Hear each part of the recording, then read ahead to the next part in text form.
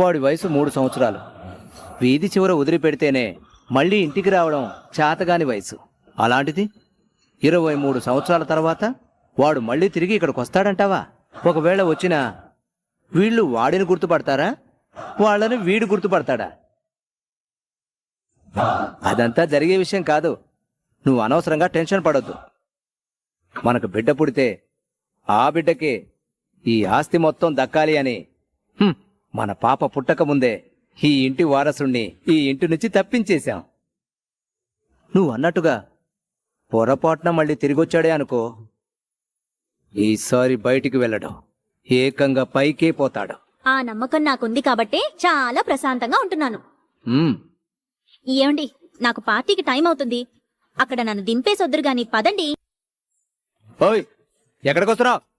కళ్ళు కనిపించట్లేదా? నేను కూడా అదే అడుగుతున్నాను. నువ్వా?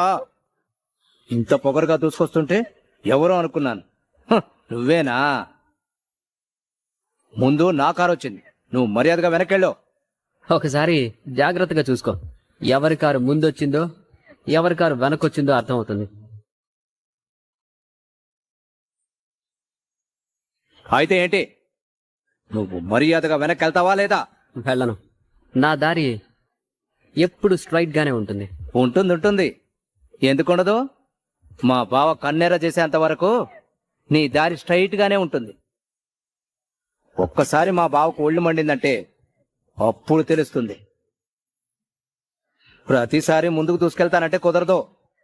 మర్యాదగా చెప్తున్నాను, వెనకెళ్ళో. వెళ్ళను.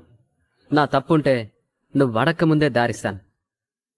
అవసరం ఉంటే రిక్వెస్ట్ చేస్తే మరో మాట మాట్లాడకుండా పక్కకి తప్పుకుంటాను. కానీ నీలా పొగరుగా మాట్లాడితే అంగుళం కూడా కదలను. ఏం చేస్తావో చేసుకో. ఏంటి బెదిరిస్తున్నావా?